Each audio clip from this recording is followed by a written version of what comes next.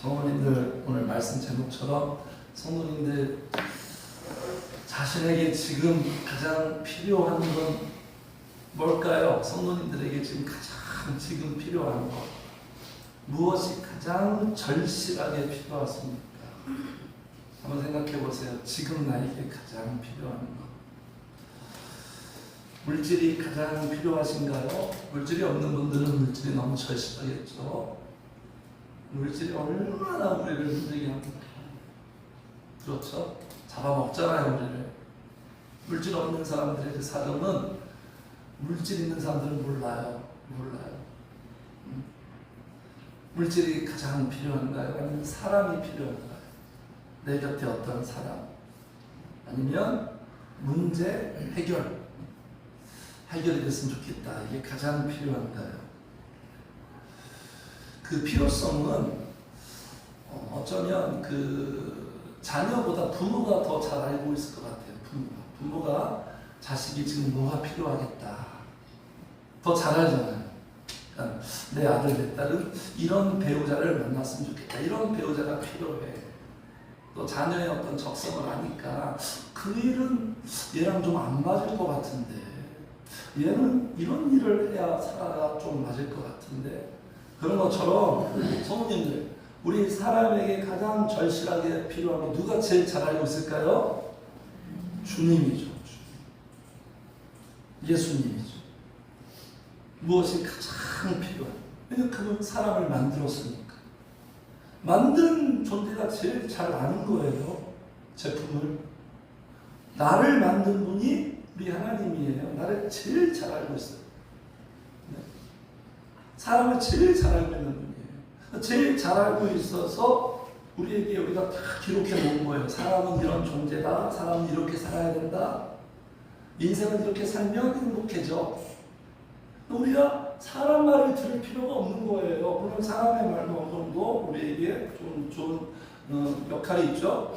사람 말이 아니라 우리 제일 잘 알고 있는 하나님의 말씀을 들어요. 하나님의 말씀. 그래야 탈과 손상이 없어요. 사도행전에 보면 바울 말을 듣지 않고, 바울의 말이겠습니까? 하나님의 말씀이죠. 바울을 통한 하나님이 먼저 알려주셨잖아요. 주의 종을 통해서 항상 말씀하시잖아요. 바울 말 듣지 않고 전문가 말을 들었다는 거예요. 목사님들 무시했어요. 목사님 뭘 알아? 목사님이 뭐 그 부분에 무슨 조회가 있어. 전문가의 말을 들었단 말이에요. 그래서 엄청난 타격과 손상 당했잖아요. 죽을 뻔했잖아요. 바울 때문에 산 거예요. 바울 때문에 살려준 거예요. 그 사람들 다. 우리는 사람의 목소리가 아니라 하나님의 말씀. 하나님의 말씀이 어떻게 우리가 믿음이 없을 때는 막 비현실적으로 들려요. 비현실적으로. 전혀 실효성이 없을 것 같아. 내가 살아가는 문제, 뭐 자녀 문제, 교육 문제, 건강 문제, 사업 문제에 하나님의 말씀이 전혀 해당 사항이 없는 것처럼 들려요. 전혀 그렇지 않아요. 자, 그래서 오늘 본문에 우리 주님이 제자들에게 지금 말씀하고 있는데요. 제자들에게 가장 필요한 것을 말씀하고 있어요. 성도님들, 지금 이 시점에 어떤 상황인지 알죠? 어떤 상황? 제자들 입장에서는 분위기가 안 좋아요. 상황이 지금 안 좋아. 이상하게 돌아가고 있어. 예수님이 전혀 좀 이상한 지금 모습으로 막 지금 끌고 가는 거예요. 제자들에게 가장 지금 필요한 게 뭘까요? 부와 명일까요? 아니면 이들이 그토록 원하는 로망, 정치적 독립? 마치 일제시대 때 우리나라의 독립을 갈망했던 것처럼 똑같은 상황이었어요. 로마의 지배로부터 벗어나는 게 이들이 가장 필요한 그러면 다 되나요? 아니면 제자들에게 지금 가장 필요한 게 예수님인가요? 어쩌면 지금 제자들에게 가장 필요한 건 예수님이에요. 예수님만 옆에 있으면 돼요. 예수님이 제일 원하는 거예요. 왜냐하면 예수님이 있어야 자기들이 원하는 게 다 이루어지니까. 예수님이 없다? 그러면 자기의 인생에 비전도 없는 거예요. 소망도 없는 거예요. 목적을 잃어버리는 거예요. 그냥 절망이에요. 모든 게 수포로 돌아가는 거예요. 아니, 예수님이 지금 없다는 건 자기의 인생이 끝나는 거예요. 이게 심각한 문제죠. 제자들한테는 지금 이게 평안할 수 없는 이런 상황이에요. 자, 제자들은 지금 예수님이 너무나도 필요해요. 당신이 옆에 있어야 됩니다. 우리를 떠나지 말아주세요. 영원토록 함께 해주세요. 제발. 지금 예수님 붙잡고 있는 이런 상황에 예수님께서 너희들에게 지금 가장 필요한 것이 무엇인 줄 아느냐 하면서 대안 제시를 해주는 말씀이에요. 지금 제자들에게, 그리고 오늘 이 자리에 있는 나에게도 가장 필요한 것이 무엇일까? 주님이 이렇게 말씀하십니다. 자, 16절 같이 읽어요. 16절 같이 시작. 내가 아버지께 구하겠으니 그가 또 다른 보혜사를 너희에게 주사 영원토록 너희와 함께 있게 하리니. 제일 필요한 게 무엇이다? 예수님이 아니라는 거예요. 지금 예수님은 내가 아니야. 내가. 성도님들 말씀을 잘 보세요. 지금 정세민 목사님의 무슨 신학사상 전하는 거 아닙니다. 말씀을 제대로 정확히 보세요. 말씀대로 하는 거예요. 지금 저는 예수님이 아니라는 거예요. 예수님이 내가 아니야. 지금 너희들의 눈에 보이는 내가 아니라 누구다? 보혜사 성령님이다. 성령님을 지금 어떻게 수식하고 있는 거예요? 보혜사. 보혜사는 무슨 뜻이냐면 위로자, 돕는 자, 영혼의 멘토, 자문가, 꼭 필요한 존재. 한마디로 인생에 있어서 가장 필요한 존재, 그게 보혜사예요. 지금 대안 제시를 예수 그리스도 자신으로 하지 않고 그냥 최종적이고 결정적인 존재가 예수님 자신을 소개하지 않고, 성도님들 잘 이해를 해야 돼요. 이해를 못하면 오해하게 됩니다. 예수님 자신을 소개하지 못하고 누구를 소개하고 있는 거예요? 성령님을 소개하고 있다는 거예요. 지금 사실 예수님뿐만 아니라 구약부터 계속 잘 보이지 않았지만 지금 그 밑에 숨겨져 있는 그 비밀이 보혜사 성령님을 계속 하나님은 제시하고 있어요. 암시하고 있었어요. 복선으로 다 깔아놨어요. 근데 예수님이 쫙 나타나서 그걸 지금 수면 위에 올려놓고 전면으로 간헐적이신 성령님을 전면적으로 드러내고 있어요. 사사기도 봐봐요. 다 주의 영이 임해서 평범하고 약한 그들이 힘을 얻어서 하나님의 일을 하잖아요. 모세가 안수하니까 여호수아에게 성령이 감동했어요. 여호와의 신이 감동했어요. 뭐 애쓰기를 말할 필요도 없고. 그러니까 목회자들은 철저하게 목회를 누구처럼 해야 되냐면 예수님처럼 해야 돼요.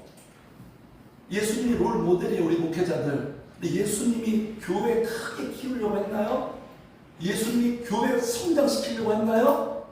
사람에게 초점이 있었죠. 어떤 이런 외형적인 게 초점이 없었어요. 예수님. 어떻게 보면 오늘날 우리 목사들이 좀 많이 조금 빗나가 있는 것 같아요. 예수님처럼 이렇게 성령님께로 끌고 가야 돼요. 성령님을 소개해야 돼요. 성령님께로 인도해야 돼요. 그걸 찬양했죠. 예수여 성령께로. 저는 지금 예수님처럼 하고 있는 거예요. 이 영적 흐름을 성령님께로 인도해요. 영님께로. 근데 많은 교회와 메시지가 예수님에게서 끝나요. 이 무슨 말씀인지 감 잡히십니까? 예수님에서 딱 끝나 멈춰버려요. 성령님께로 인도해야 되는데. 성도님들, 이런 설교는 흔치 않은 설교일 거예요. 제가 지금 제 자랑하는 게 아니라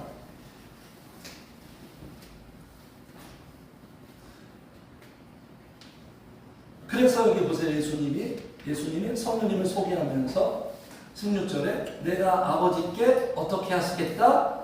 구하겠으니. 그래서 지금 예수님이 구하는 거예요. 가장 귀한 것, 가장 가치 있는 것, 가장 복된 걸 지금 예수님이 아니잖아요. 사람이 어떻게 하면 제일 좋아지고 행복해지고 그들을 예수님은 너무 간절한 마음으로 지금 구하고 있는 거예요. 자, 여기서 우리가 단순한 사실 또 발견합니다. 또 발견하는 거예요. 성령님은 무엇으로 얻는다? 기도로 얻는 거예요. 성령님들 기도로 얻는 거예요. 기도 없이 성령님 만나지 못합니다. 기도 없는 사람이 성령의 역사가 없는 거예요. 그러니까 변화가 안 되는 거예요. 교회를 그렇게 오래 다니고 말씀을 들어도 성도님들 지금 변화했다고 생각하십니까? 10년 전보다 5년 전보다? 성령의 역사가 없으니까 변화가 안 되는 거예요. 그냥 기초, 교리, 신앙 고백 수준의 믿음. 여기 보세요. 16절. 내가 아버지께 구하겠으니 하니까 그가 또 다른 보혜사를 너희에게 어떻게? 주사. 구하겠으니가 있어야 주사의 복을 받는 거예요. 구하겠으니가 없으니까 주사의 복은 이론으로만 알고 있죠. 이론으로만. 에스겔 36장 마지막에 성령님을 딱 소개하고 성령이 임하면 이렇게 좋아질 거야. 그리고 마지막에 그래도 너희들에게 기도해야 이루어진단다. 말씀으로 알고 말씀이 뭐합니까? 제가 늘 말씀드리죠. 말씀으로 아는 건 아는 게 아니라고. 기도를 해야 성령님이 진짜 만나고 임재하시고 성령의 역사를 느끼고 경험하고 보고 들어서 진짜 나의 것이 되는 거예요. 나의 것. 나의 것. 네. 사도행전 4장 31절에도 그들이 어려움을 만났어요. 이제 예수님처럼 다 죽여버리겠대요. 체포해가지고 똑같이 십자가에 못 박아 죽이겠대요. 이러한 최후 통첩을 받았어요. 근데 거기에 그들이 굴복당하지 않아요. 사도행전은 승리 행전이에요. 그들이 어떻게 그 문제를 처리하냐면 기도합니다. 다 같이 엎드려요. 다 같이 엎드려요. 아무것도 염려하지 말고 오직 모두와 기도와 간구로 그냥 기도로 딱 전환시켜요. 기도 모드로 바뀌어요. 기도의 터닝 포인트로 해요. 빌기를 다함에 성령이 충만해요. 사도행전 4장 31절 빌기를 다함에 성령이 충만하여 담대하게 오히려 하나님의 말씀을 전했더라. 말씀 전하면 죽는데 우리 시대로 해보세요. 말씀을 제가 전하면 바로 저기 일산 경찰서에서 형사들이 들이닥쳐요. 오늘 주일날 설교하면 안 돼. 설교하면 바로 체포조가 와. 이런 상황에 그 당시의 성도들은 기도해서 성령이 충만하니까 그냥 담대하게 또 전했어요.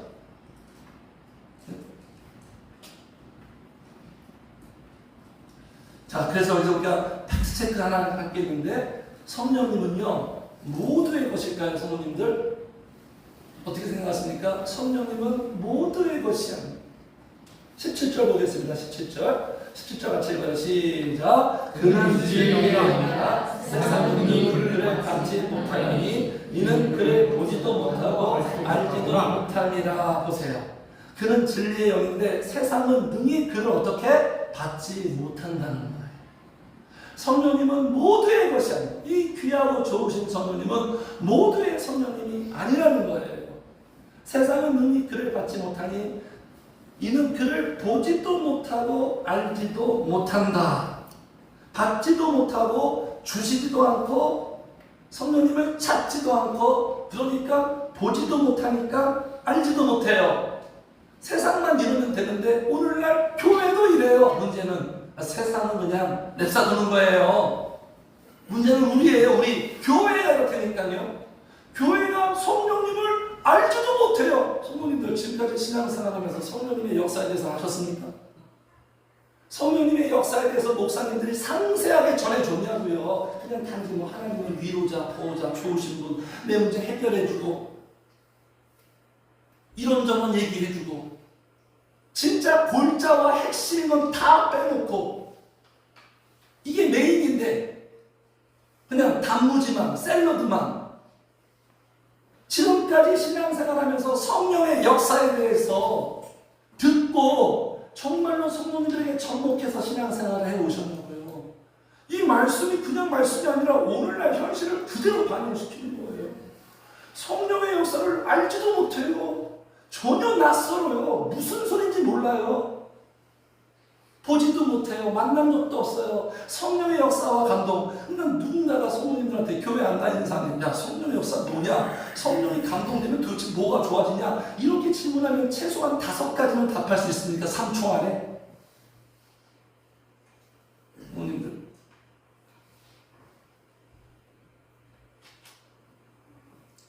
그냥 이건 주의 종들의 책임이에요. 목사님들이 성령님을 모르니까. 신학교에서 배운 이론으로 몇 가지 아니까. 성령님께로 성도들을 계속 인도해야 되는데 그렇게 인도해도 우리는 성령님께로 잘 안 움직입니다. 성도님들 꿈쩍 안 해요. 왜 그런 줄 아세요? 같이 합시다. 내 안에 타락한 마귀의 속성이 있다. 이 마귀의 속성은 성령님 좋아하지 않아요. 성령님 듣기 싫어합니다. 성령님 찾지 않아요. 그냥 굉장히 어려운 거예요, 성도님들. 우리의 본성과 근본적으로 그래요. 그냥 우리가 좋아하는 거는 내 삶에 문제가 있을 때 그때 절박해져요. 이 정도만 기도를 하지 나란 인간이 성령님 자체를 원하고 바라고 기도한다? 그것도 꾸준히 계속 그건 우리의 속성에 없는 거예요. 그래서 이게 뭔가 이렇게 잘 접목이 안 되는 거예요, 성도님들. 그래서 고린도서이자 이 성령의 진리의 영을 받지 못하면 그냥 진리의 영을 받지 못한다 보다 끝나는 게 아니라 제가 늘 말씀드리죠. 이 세상에는 중립이 없고 무소속도 없고 중간지대 없어요. 둘 중에 하나예요. 진리의 영을 받은 사람 그 외에는 또 어떤 사람이에요? 그 진리의 영을 받지 못한 사람은 세상의 영을 받은 거예요. 세상의 영. 자 보겠습니다. 우리가 세상의 영을 받지 아니하고 오직 하나님으로부터 온 영을 받았으니 이는 우리로 하여금 하나님께서 우리에게 은혜로 주신 것들을 알게 하려 하십니다. 그러니까 성령님이 우리에게 주신 최고의 은혜라는 거예요. 최고의 은혜의 선물. 그리고 성령님이 임하면 진짜 은혜를 알게 돼요. 철이 들어요. 정신을 차리게 돼요. 그런데 성령을 받지 못하면 무슨 영을 받는다? 세상의 영을 받는다는 거예요. 세상의 영은 누구예요? 영적 존재가? 마귀 사탄이죠. 마귀 사탄의 영을 이렇게 품고 사는 거예요. 그러니까 세상 사람들이 세상을 그토록 사랑하는 거예요. 육의 속성이 세상에 있는 걸 그토록 갈망하고 좋아하고 갖고 싶어하고 부러워하고 난리나는 거예요. 성도님들. 진리의 영을 받은 사람은 진리를 좋아하고 세상의 영을 받은 사람들은 세상적인 걸 좋아해요. 세상을 사랑하게 되는 거예요. 세상을 사랑하니까 세상의 것을 얻으려면 당연히 물질이 있어야겠죠. 그러니까 이 마귀는 항상 물질에 매이게 하는 거예요. 물질을 사랑하게 하죠. 그래서 성도님들 보시기에 어떠세요? 세상 사람들 부러워요? 부러운가요? 저는요, 제 생각이 아니라 하나님의 관점으로 보면 세상 사람들은 다 불쌍해요. 어찌나 불쌍한지. 세상 사람들은 불쌍하고 불행하고 비극적인 거예요. 성도님들. 하나도 안 부러워요. 성도님들. 그 사형수들 있잖아요. 마지막 날에 만찬이잖아요. 만찬. 죽기 전에 정말 최고로 대접해줘서 잘 먹고 죽어라. 그럼 그 옆에 있는 동료 수감자들이 그 사형수가 부러워요? 야, 나도 저거 먹고 싶다. 그 사형수가 부럽냐고요? 예수 안 믿고 성령이 먹는 모든 자들은 이미 지금 예정된 사형수들이에요. 슬기로운 지금 각방생활하고 있는 거예요. 이 세상에서. 그들이 먹는 그 만찬과 그 화려한 모든 게 부러워요? 말이 안 되잖아요.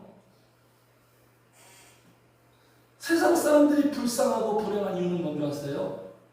그들 돈이 없어서, 지식이 없어서, 세상적인 지위가 없어서가 불쌍한 게 아니라 성령님이 없어서 불쌍한 거예요. 성령님이 없기 그렇기 때문에 불행해지는 거예요, 성도님들. 이 기정사실을 확실하게 알아야 돼요, 성도님들. 네? 그래서 우리 성도들은요, 돈이 없으면 물론 너무 힘들죠. 저도 돈 없이 살아본 그 경험이 없는 사람이 아니잖아요. 부유한 목회자가 아니잖아요. 성도님들 제가 한 달 돈을 얼마 쓰는지 알면 다 놀라 자빠질 거예요. 어떤 경우는 5,000원도 안 쓰나. 제가 뭐 돈을 쓸 줄 몰라서 안 씁니까?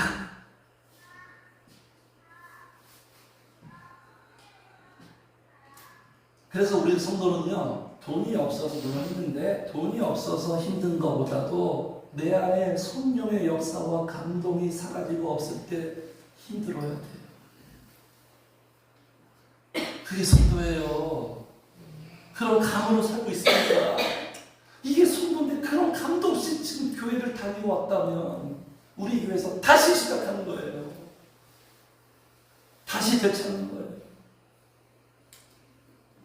우리 교회 보낸 목적은 변화시키려고, 제대로 신앙생활 하게 하려고, 진짜 만들려고. 이 시대에 진짜들이 없어요. 진짜 성도 만들려고. 하나님의 놀랍고 거룩한 그 비전이 성도님들에게 지금 임하는 거예요. 그래서 여기 보세요. 성령님이 없는 자들은 어떻게 말하냐면 18절 같이 읽겠습니다. 시작. 내가 너희를 그와 같이 버려두지 아니하고 너희에게로 오리라. 주님의 위로와 확신의 말씀이지만 성령님이 없는 자는 다 누구다? 고아예요. 고아. 그냥 미아예요. 성도님들, 저는요, 그 TV에 무슨 이렇게 어려운 사람 도와주는 그 어떤 공익 광고 선언 있잖아요. 제일 불쌍한, 못 보겠어. 야, 다른 데 돌려라 그러거든요. 애들, 막 소년, 소녀, 가장들. 정말 못 보겠어요. 마음이 너무 막, 그 장면들. 세상에서 제일 불쌍한 사람들이 고아 아닌가요? 얼마나 삶이 힘들고 고단해요. 성도님들, 지금 성도님들의 자녀가 지금 고아라고 생각해 보세요. 부모의 사랑과 보살핌과 지원이 필요한 내 자녀들이 고아 상태라고 생각해 보세요. 행복할 수 있나요? 삶이 평탄하고 평온할 수 있나요? 자유할 수 있나요? 이 성령이 없는 모든 자들은 다 고아예요. 고아. 미아예요. 방황의 방황.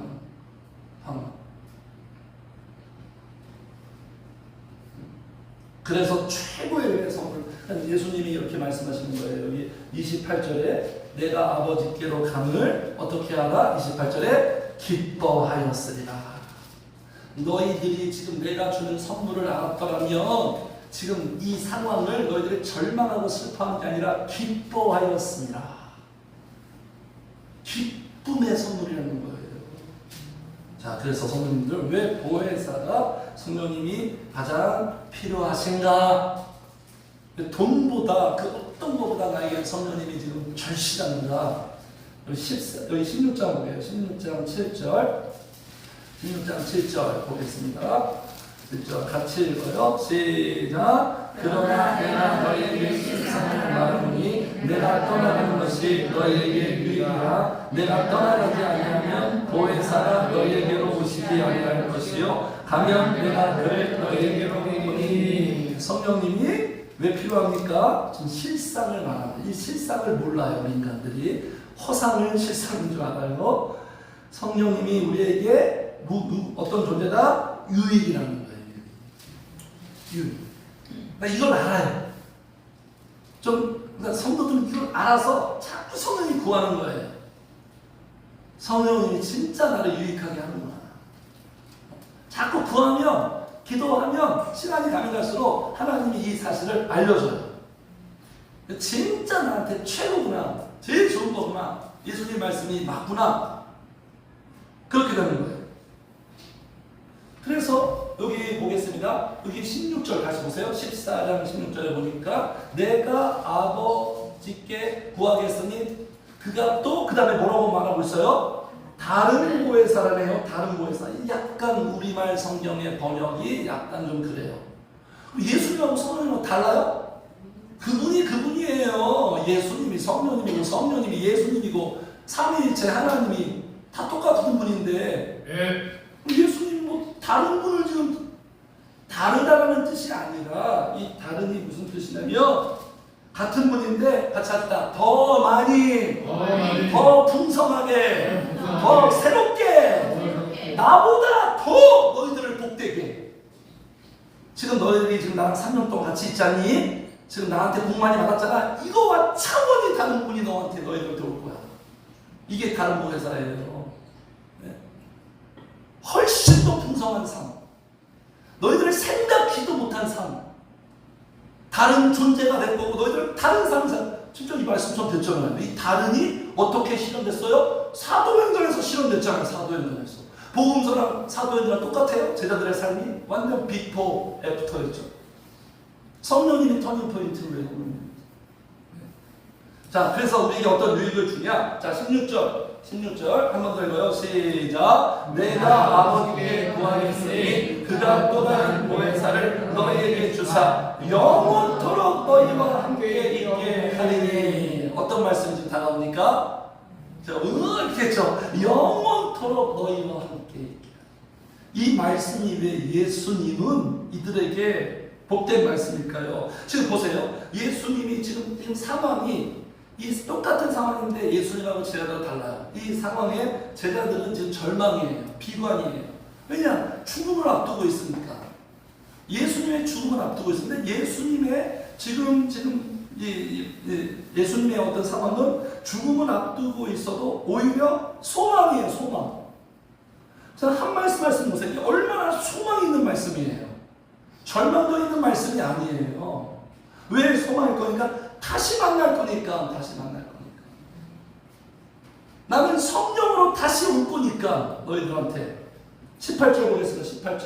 18절 시작. 내가 너희를 고아와 같이 버려두지 아니하고 너희에게로 오리라. 떠나가는 게 아니야. 성령으로 다시 올 거야. 너희에게로 오리라. 얼마나 희망찬 말씀이에요. 네? 성도님들, 이 세상에 우리가 살면서 영원토록 나와 함께 내 곁에 있는 존재가 있어요? 있어요? 성령님밖에 없어요. 사람도 아니에요. 내 사랑하는 사람, 아내, 남편, 부모님 언젠가 떠나잖아요. 물론 천국에서 다시 만나도 어느 정도는 떠나 있잖아요. 영원토록 함께하지 못한다고요. 내가 지금 소유하고 있는 물질이 영원토록 나와 함께 있어요? 그럼 이건희 회장이 죽을 때 그 돈 다 가지고 가야 되는데 하나도 1원도 가지고 가지 못했잖아요. 그래서 사람이 죽는 수위에 제가 말씀드렸죠. 주머니가 없어. 수위에 주머니가 없어요. 아무것도. 빈손으로 왔다 빈손으로 가는 거예요. 영원히 나와 함께하는 걸 붙들어야지. 이게 지혜로운 처사 아니에요? 물질이 영원토록, 물질은 떠나기도 하고 있기도. 성도님들 언제나 나한테 있을 것 같아. 좋은데 물질은 떠날 수 있는 거예요. 있을 때도 있고 없을 때도 있고. 그 물질에 우리의 인생이 좌우되면 안 되는 거죠. 네? 이 세상도 영원히 있을 거죠. 이 지구라는 별도 언젠가는 사라져요. 주님 말씀하셨잖아요. 천지는 없어지겠으나 영원토록 나와 함께하는 존재. 예수님도 아니에요. 예수님. 성도님들, 예수님과 성령님의 차이가 뭘까요? 한번 말씀해 보세요. 생각나요? 지금 순간? 예수님과 성령님의 차이는 뭐예요? 예수님과 성령님과의 차이는 뭐냐면 예수님은 이 땅에 살면서 한계와 제약을 받은 분이에요. 왜 그래요? 육신적인 몸을 입고 있으니까.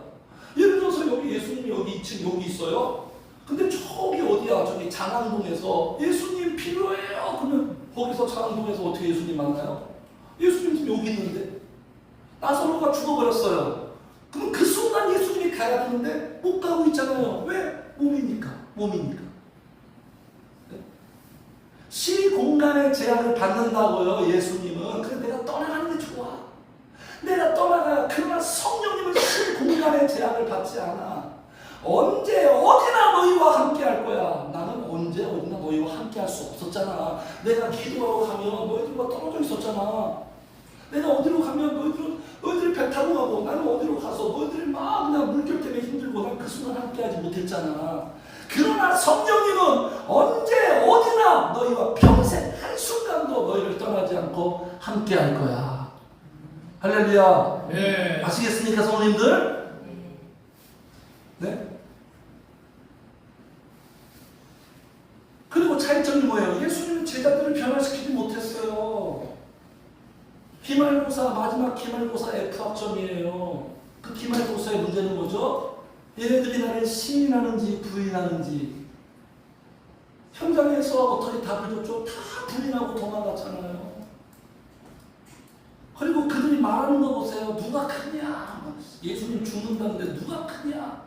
이러고 있고 자기 생각만 하고 그냥 완전 육의 사람이었잖아요. 그 제자들이 왜 안 바뀌어요? 예수님이 막 말씀 전해주고 기적을 보여줬는데도 하나도 안 바뀌잖아요. 구약도 마찬가지잖아요. 출애굽기 보고 계시죠? 하나도 안 바뀌어요. 아니 그런 기적 우리 한 번만 봤으면 좋겠어요. 그죠? 하나도 안 바뀌어. 하나도 오히려 더해. 적반하장이야. 인간이 성도님들 우리 안에 있는 속성이 정말 장난 아닙니다. 우리가 얼마나 타락하고 얼마나 우리가 고장나 있는 줄 아십니까? 그 사도 바울이 나는 죄인 중에 괴수다. 이 정도니까 주님이 십자가에서 죽으셨고요. 성령님이 필요한 거예요. 왜 제자들이 변화되지 않았습니까? 성도님들 사람이 변화되려면 어떻게 해야 돼요? 그 사람이 변화됐다. 그러면 어떻게 하면 변화되나요? 어디가 바뀌어야 되는 거죠? 그렇죠. 어디가 바뀌어야 돼요? 속이 바뀌어야 돼요. 속이 바뀌어요. 예수 그리스도의 말씀이, 예수 그리스도의 기적이 제자들의 속을 바꿨다. 못 바꿨다? 못 바꿨어요. 성도님들 이거 이해하십니까? 자꾸 목사님은 예수님 좋은 분들이 예수님 자꾸 평가절하하지? 이렇게 생각하면 안 되는 거예요. 그 이유가 뭘까요? 자 여기 보세요.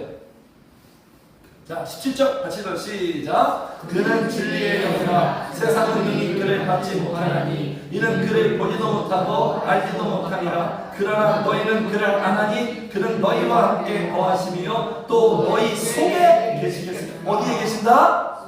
우리 속에. 할렐루야. 네. 성령님이 우리의 영혼 속으로 침투하고 들어오니까 그 성령님이 우리의 내부를 바꾸는 거예요. 할렐루야. 네. 예수님이 사람 속으로 들어가요? 예수님이 베드로 속으로 들어가냐고요? 육신을 입었는데 예수님의 말씀이 베드로 속에 들어가서 바꾸나요? 그럼 바뀌어가지고 왜 안 바뀌어? 엄청나게 말씀하셨는데 왜 안 바뀌어? 왜 안 바뀌어? 왜 안 바뀌냐고요? 저도 마찬가지예요. 지난날에 얼마나 말씀에 미쳐 있었는지 아세요? 저는 그랬어요. 그냥 하루의 삶 속에서 말씀 보는 게 제일 좋다. 완전 말씀파였어요. 하나도 제 와이프가 증인입니다. 하나도 안 바뀌어요. 하나도. 여전히 육의 속성으로 설교만 잘하고, 설교 잘하면 그 사람이 영적인 목회자예요? 설교 잘하는 건요, 성도님들, 성령의 역사 없는 설교 잘하는 거는 그냥 공부 많이 하면 다 잘할 수 있어요. 공부 많이 하면. 책 많이 읽으면. 성도님들 감동은요 같이 합시다. 성령이 역사해야 감동이 온다. 말을 잘하고 스토리를 잘하고 설교를 잘한다고 감동이 온 게 아니에요. 성령님들 그렇게 생각하잖아요. 대부분 성도들이 오늘 설교에 감동받았다고, 목사님이 아주 은혜로운 이야기를 해줬다고. 감동은 그렇게 오는 게 아니에요. 성령이 역사해야. 그래서 육의 사람들은요, 육신의 성도들은요, 표현에 은혜 받아요. 그러니까 우리 목사님이 표현이 탁월하다. 정말 탁월한 표현. 사도 바울이 말했어요. 내가 설교할 때 나는 말과 지혜로 하지 않는다. 육의 성도들은 어떤 표현의 은혜를 받아요. 목사님 어떻게 그렇게 표현하지? 나 그 표현이 내 마음에 오늘 막 와닿았어.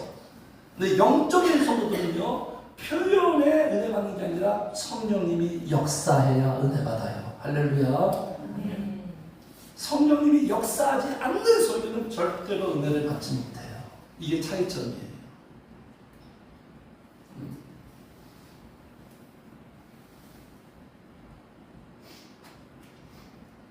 그래서 성도님들, 성령님이 우리 안에 오실 때, 우리 안에 거할 때, 너희 속에, 사람의 속에 성령님이 임하고 역사해야지만 그때만 바뀌어요.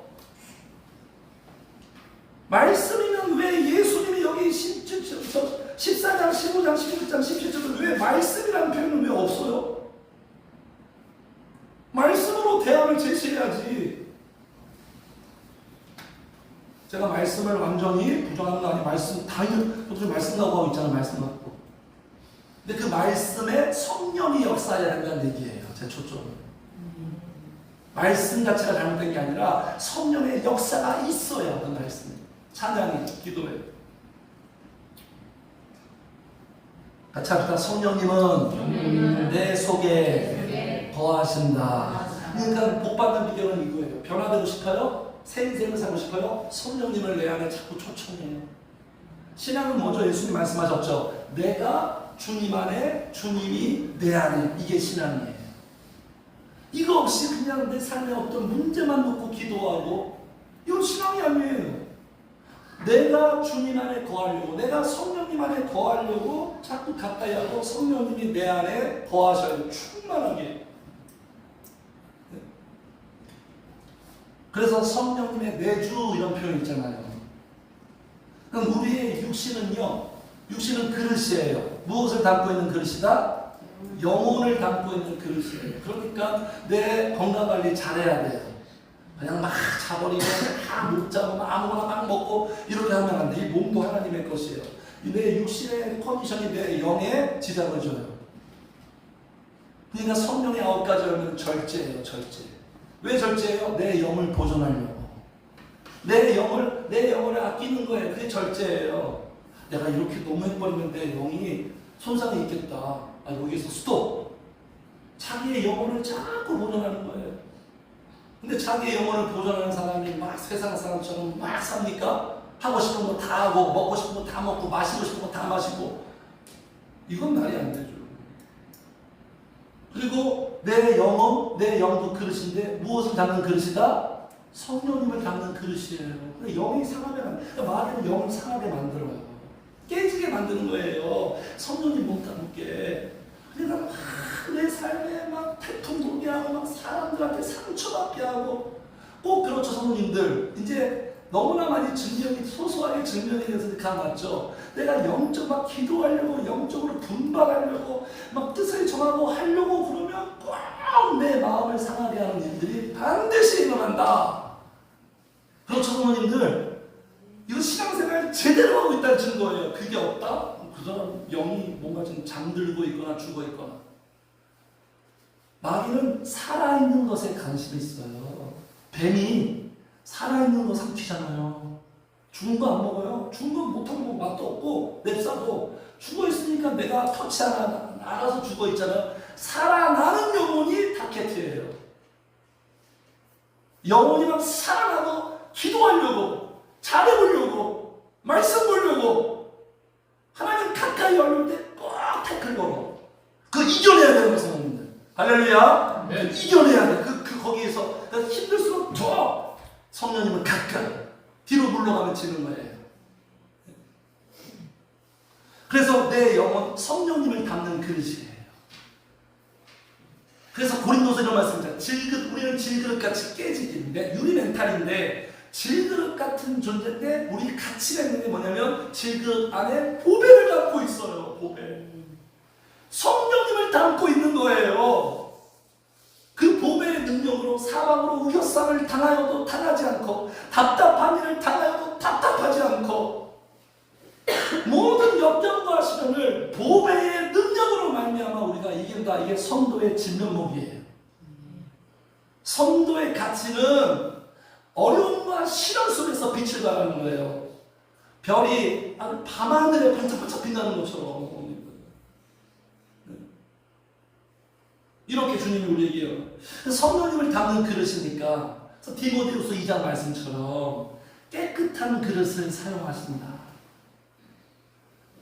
실력 있고 재능 있고 똑똑한 사람 사용하는 게 아니라 깨끗한 그릇. 왜 깨끗한 그릇? 그 그릇에 성령님이 담겨야 되니까. 그러니까 이렇게 숱하게 말씀하는 거예요. 내가 거룩하니 너도 거룩해. 그 이유는 뭐예요? 나는 거룩하니까 너도 거룩해야 내가 너를 만나주지 않겠니? 네가 거룩해야 나랑 소통하지 않겠니? 그래서 너를 거룩하게 해야 돼. 난 너를 만나고 싶어. 난 너 안에서 충만하게 거하고 싶어. 그래서 우리를 깨끗하게 하는 거예요. 그래서 우리의 속에 성령님이 우리의 기도를 통해 역사하셔서 영의 속성을 만들어서 영의 속성이 돼야 육은 육하고 통하고 영은 영하고 통하니까 우리가 육신으로 충만한데 성도님들 내가 육신으로 충만하고 육신의 속성으로 가득 찼는데 기도가 될까요? 이런 기도를 할 수 있겠죠. 하나님 1번 문제 해결, 2번 우리 가정, 3번 자녀, 4번 교회, 5번 우리나라와 민족 이런 기도가 아니에요. 기도는 성령님과 소통하는 거예요. 기도는 성령님과 함께 교제하는 거예요. 기도는 나를 바꾸는 거예요. 하나님을 바꾸는 게 아니에요. 내 육의 속성이 가득한데 성령님과 잘 통할까요? 성령님 너무 쉽게 보지 마세요. 내가 서서 영의 속성이 되면서 그때 성령님과 더 이렇게 감각이 좋아져서 소통이 잘 되고 더 희미했던 것이 뚜렷해지고 애매모호했던 것이 명확해지고 이렇게 되는 거예요. 성령님들. 그래서 성령과 소통되면 결국 우리의 내면은 하나님의 나라가 만들어지는 거죠. 하나님의 나라가 천국이 되는 거예요. 그래서 성령님들 왜 마음이 좋아요? 마음이 좋다. 마음이 좋다. 이게 행복 아니에요? 마음이 좋아. 행복해. 그 진리는 뭘까요, 어머님들? 성령님이 내 안에 충만하니까 행복한 거예요. 이 비밀과 비결을 아셔야 돼요. 다른 쪽으로 가지 마시고요. 성령님이 내 안에 충만하니까 내 마음이 좋은 거예요. 내 마음이 좋고 내 마음이 괜찮은 거예요. 내 마음이 행복한 거예요. 내 마음이 무너지지 않는 거예요. 그래서 예수님 말씀하셨죠. 하나님의 나라는 어디에 있다? 여기 있다 저기 있다는 것이 아니라 천국은 여기 있다 저기 있다는 것이 아니라 어디에 있다? 너희 속에 있느니라. 네. 그래서 성도님들 우리가 성령님이 하시는 역할을 잘 알아야 되는 거예요. 성령님이 무슨 일이에요? 근데 참 안타까운 것은 몇 가지로 국한하고 있다는 거예요. 성령님 딱 하면 생각나는 통상적인 이미지가 뭡니까? 방언. 그 다음에 뭐예요? 치유. 그 다음에 뭐예요? 기적. 그리고 나를 도와주는 분. 이 정도. 이건 성도님들 성령님을 모독하는 거예요. 모욕하는 거예요. 그래서 신학교 다닐 때 두 파가 있습니다. 우리 목사님도 아시겠지만 두 파. 그 두 파가 있는데 어떤 파인 줄 아세요? 한쪽은 말씀파. 한쪽은 무슨 파? 성령파. 교회와도 이렇게 구분기도 하죠. 말씀파, 성령파. 저는 어느 쪽에 속했을까요? 신학교 다닐 때? 말씀파. 저는 철저하게 말씀파. 물론 저도 기도하는 사람이고 기도 좋아하고 그랬는데 신학교 아주 깊이 있는 신학책이나 어떤 이런 공부를 도외시하고 저기 산에 올라가서 무슨 나무 붙들고 기도하는 그 사람들 저는 이해를 못했어요. 아주 수준이 낮은. 사실 그 사람들이 진짜 안 돼. 항상 그래요. 문제 있는 사람들은 자기가 문제 있는데 다른 사람이 문제 있고. 저는 말씀파에 철저한 성도님들 저의 신학이나 저의 신앙의 세상에 추호도 의심할 필요가 없어요. 저는 철저한 기초가 개혁주의, 복음주의. 저를 아는 모든 사람들은 교수님도 저의 그 부분은 아무도 의심을 하지 않습니다. 하나님이 그런 건 다 기초 작업해놓고 거기에 이제 영적으로 계속 기도를 통해서 이게 새로 나가신 거죠. 그 기초 작업이 필요해요. 바탕, 신학적인 바탕. 네? 근데 이게 말이 돼요? 그때는 그게 이제 저는 수긍이 되고 그냥 동조했는데 지금 생각해보니까 말씀파, 성령파 이게 말 자체 논리상으로 이게 말이 안 되는 거예요. 또 이런 경우도 있죠. 그 교회는 목사님이 성령 운동을 해. 그렇구나. 오늘 성령 운동을 하는구나. 이제 전도다시잖아요. 신학교실을 했거든. 지금 생각해보면 그것도 말이 안 되는 거예요. 네? 성도님들, 말씀 자체가 이렇게 말씀하고 있는데 같이 시작. 만일 우리가 성령으로 살면 또한 성령으로 말씀 자체가 다 성령의 역사로 모든 것이 되고 모든 것을 사는데 말씀파 성령파 이게 말이 돼요?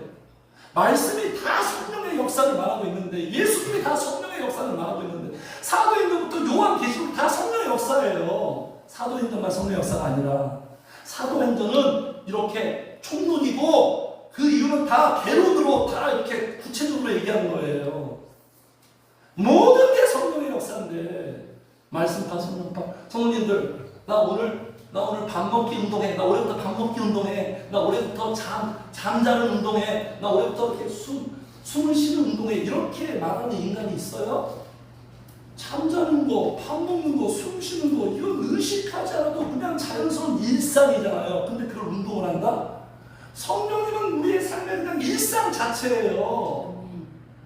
그냥 일상 자체인데 성령님은 운동을 한다? 뭘 운동을 하는 거예요? 교회는 그냥 매 순간 날마다 성령의 역사가 왔는데 특별히 어떤 특정한 날만 잡고 성령 운동을 한다? 영적인 걸 너무나도 정리가 안 되고 몰라서 이런 거 나오는 거예요.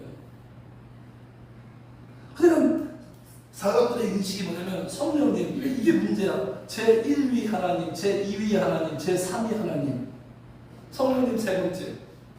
그러니까 성령님은요 모든 거예요. 모든 거. 근데 성령님을 자꾸 한 부분으로 생각해요. 네? 전체인데 전부예요. 핵심과 본질인데 제가 왜 설교 시간에 끊임없는 성령과 기도가 등장하는 줄 아십니까? 전체이기 때문에 그러는 거예요. 본질이기 때문에 그러는 거예요. 설교의 주제에 여러 항목이 있는데 그 중에 항목이 기도와 성령이 아니라 전체가 맨 컨트롤 타워가 중앙 본부센터가 성령님이고 그 밑에 여러 가지 모든 것을 통제하는 게 성령의 역사와 기도예요. 이게 안 되면 여기 있는 게 다 안 되는 거예요. 다. 이 부분을 성도님들한테 확실하게 지금 이렇게 틀을 잡아주는 거예요. 이거 설교 한두 번 들었다고 이 틀 잡히는 게 아니거든요. 이론이 아니거든요. 성령의 역사는 이론으로 알 수 없어요. 설교로 알 수 없는 거예요. 제가 길잡이 역할을 하는 거예요. 길잡이 역할을 해서 성도님들이 제자들처럼 기도를 하면 성령의 역사가 이거구나. 그렇게 알게 되는 거예요. 간접적으로 아는 게 아니라 목사님의 설교를 통해 아는 게 아니라 성도님들 평강을 어떻게 알아야 돼요? 평강, 기쁨, 행복을 아는 사람은 어떤 사람이에요? 목사님이 평강은 이런 거예요. 기쁨은 이런 거예요. 행복은 이런 거예요. 계속 들어. 그러면 평강과 기쁨과 행복을 아는 거예요? 이런 게 평강이구나. 이런 것이 세상에 줄 수 없는 기쁨이구나. 그걸 듣고 그건 성령의 역사로만 내가 그걸 맛보겠구나. 그래서 막 성령님을 구해요. 막 기도하면 그 성령님이 반드시 응답하거든요. 요한복음 16장 24절 보세요. 24절 들어가보겠습니다. 요한복음 16장 24절. 요한복음 16장 24절. 자, 같이 읽겠습니다. 시작. 지금까지는 너희가 내 이름으로 아무것도 구하지 않았으나 구하라 그리하면 받으니 너희 기쁨이 충만하다. 보세요 성도님들. 지금까지는 너희가 기도하지 않았다는 얘기야. 한마디로 우리도 마찬가지죠. 지금까지 내 인생 기도가 안 했어. 그래서 힘들었어요. 근데 구하라. 이제는 기도해라. 구하라. 그리하면 받으니. 뭘 받는다는 거예요? 성령의 선물을 받으면 기쁨이 충만해지는 거예요. 그러니까 내가 기도하면 성령님이 기쁨을 느끼게 해주는 거예요. 행복을 맛보게 하는 거예요. 평안을 맛보게 하는 거예요. 그게 진짜 행복과 평안을 아는 거예요. 네. 그래서 성령님은 이렇게 우리를 살리시는 거예요. 내 영혼 살리시는 분. 그리고 회복시키고, 그리고 변화되게 하고, 새롭게 하고, 강하게 하고, 인간의 모든 것을 행하시는 분.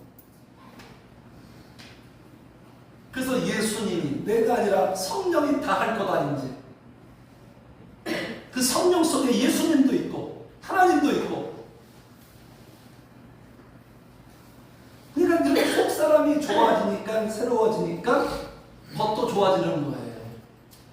세상의 방식은 겉이 좋아지면 내 마음도 좋아지겠다. 이게 육의 생각이에요. 외부 환경이 좋아. 물론 외부 환경에 정리가 필요해요. 그냥 맨날 기도만 하고 되는 게 아니라 외부 환경도 때로는 정리가 필요하고 지혜롭게 해야 돼요. 그러나 본질적으로 내 외부 환경이 좋아지고 물질도 많아지고 아무 문제도 없으니까 내 속이 편하고 영혼이 잘 되겠다. 이게 아니라 이건 육의 생각이고, 영적인 원리는 뭐냐면 내 영혼의 성령이 임하고 충만하게 해서 내 영혼이 새로워지고 변화되고 달라지면 너의 범사도 좋아질 거다. 범사도 좋아질 거고, 언젠가는 그 범사도 성령님이 또 만져서 해결되고 좋아지고. 그러니까 항상 초점이 우리의 이면에 가 있어야 돼. 이면. 항상 내 이면 여기에 포커스를 맞춰야 되는 거예요. 자, 그래서 성령님이 우리에게 왜 필요한가? 두 가지는 남아있는데 다음 기회에 하고요. 오늘도 본문 속에서 우리의 삶의 가장 지금이에요. 성령도 지금. 내 삶에 좀 문제도 해결되고 물질도 많아지면 그때 뭐 영적, 이게 아니에요. 바로 지금 나에게 가장 필요한 것이 바로 예수님 말씀하신 보혜사 성령님이시다. 그 성령님을 사모하시고요. 이 사모함도 기도하면 그런 사모함 주실 거예요. 사모하고 기도해서 주님이 말씀하신 이 현실들이 나에게, 제자들에게 일어났던 기적이 나에게 이루어져서 성령님의 역사로 살아가고 행복해지고 변화되고 승리하시는 우리 성도님들 되시기를 주의 이름으로 축복합니다. 아멘. 찬양하겠습니다. 성령님 오시니